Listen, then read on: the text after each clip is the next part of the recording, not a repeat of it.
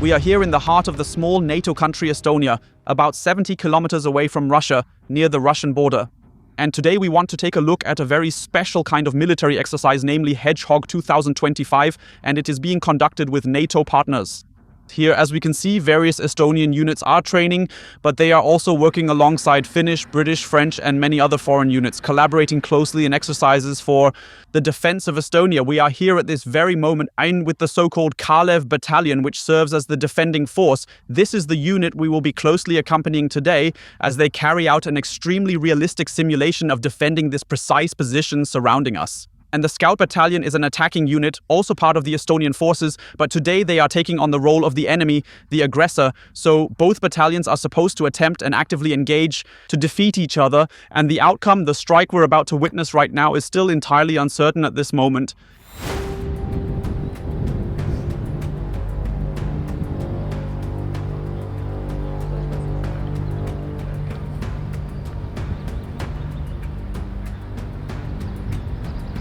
We are currently positioned at what's known as the Hollywood Hills, an elevated vantage point where these defending units stationed right behind us are poised and ready, fully prepared to confront the approaching attacker. That means they've dug trenches here overnight.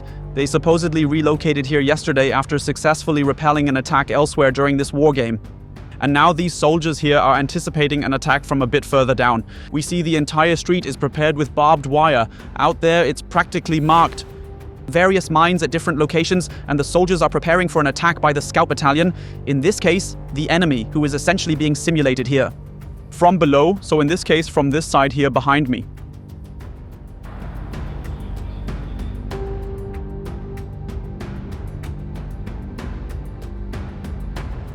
For more than 2 hours, the soldiers of the Kalev battalion, the defending battalion, have been waiting here behind us. But now the enemy is here. We hear it directly in the background. The Scout battalion, also part of the Estonian army, but in this case playing the role of the attacker, is now right behind us. The soldiers in the trench are defending it as best they can. On one side with small arms, on the other side also with anti-tank weapons. We saw javelins and other weapons, for example, because you never know what the enemy might bring here. Whether they come with infantry or with armored vehicles, the whole thing is completely unclear. And what we were also told? A blank lesson from Ukraine, if you will. Here, drones are also in use. We keep hearing them buzzing above us, and it's even said that drones are being used to drop small grenades.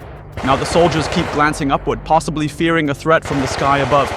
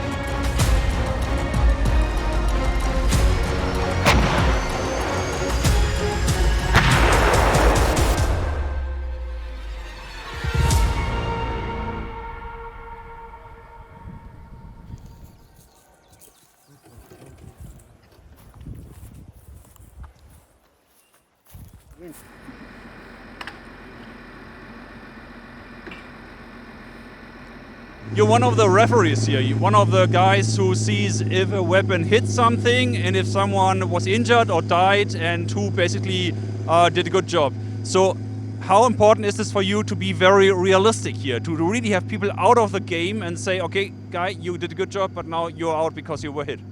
It's extremely important because even though we have a really great system for that, it has some limitations, mostly due to the part of terrain and maybe part of the weather. It's, as you can see, it's really dusty around here. So in case there are some limitation of the system, we're trying to make it as realistic as possible. And we're trying, like, our main goal is safety as well, because in some of cases when people get too close, or in case there are some terrain that they shouldn't go to, we are there to maybe assist them, maybe even sometimes tell them that to act a bit differently.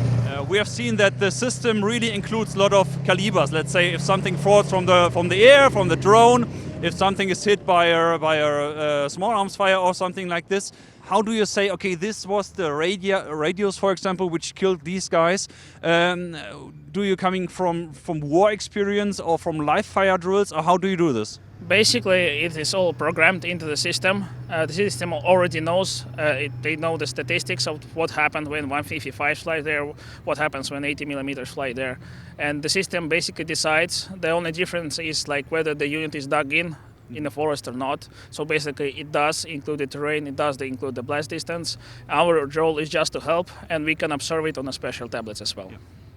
If you see the overall results today, can you say who won the battle? I mean, was the attacking the Scouts battalion successful, or was it the defending battalion we were with? Because we have seen that in the trenches defending, or was it in the end a pari? I would say like basically all of NATO countries participating here won, because it's a tremendous training value that we have here. So like both of them have their goals, so to say. Wouldn't say them here out loud, but I would notice that both of the teams actually did achieve what we're supposed to achieve during today and during the previous days during the exercise. This was a drill, a war game, but of course it has a serious background. We are just 100 kilometers from the Russian border. In this scenario, the Russian Federation is the opponent, I mean, in reality. So, in how far would you say this is realistic, and in how far this is also important for other NATO countries to see the seriousness of what's happening here? I guess that the spot that was chosen for the exercise does show the importance of the risks, the geopolitical risks we have now. But at the same time, people take it seriously anyways, because it's training and it's great to learn from each other.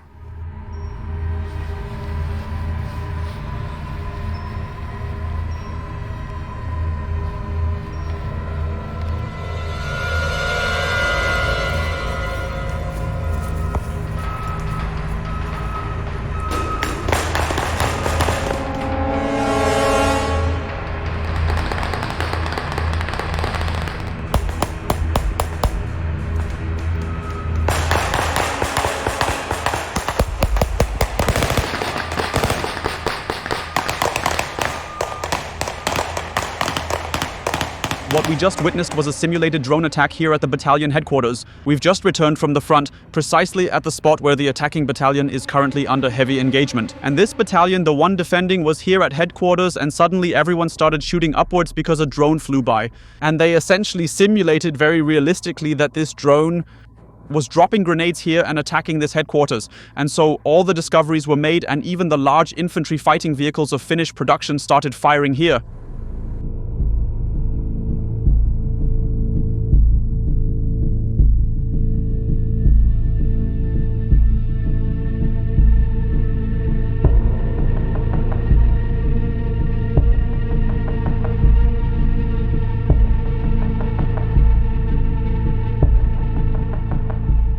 The first question we are having is, could you explain for the general public what is exercise Hedgehog 2025 about?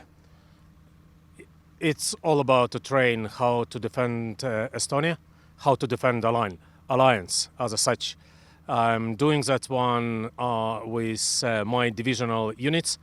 That's Estonian units, it's alliance units that are part of my division. And I'm doing that one with the support of other elements that are helping me to create a situation and train different elements of my real war plan. But it's about defend Estonia as a part of NATO, by the NATO forces, as a part of NATO plans. We have seen that here are different forces from the 1st Mechanized Brigade of the Estonian Armed Forces, but we have also seen partner forces from France, from Finland, from other countries. How important is this for you that you are training together to defend Estonia together as one? Extremely important. And my biggest emphasis on one of aim of this objective was to integrate British, French brigades into the 1st division in my division combat formation. So that's the deployment, the integration, the real actions in the southeast part of Estonia were one of very important portion. So that we have to train in that formations that are close to that what we have in real plans, so that if needed, we are instantly ready. So we are better ready as a part of this exercise. Right now we are around 100 kilometers from the border with Russia, the Estonian border with Russia. Still, for many in Europe, it is very hard to just speak out the simple truth. I mean, just speak out the reality which is going on. But for you, is it easy to say what is the enemy, what is the foe you are training for to defend Estonia right now? In my scenario, it's the Russian Federation. So in my scenario, I'm training on the force of the Russian Federation.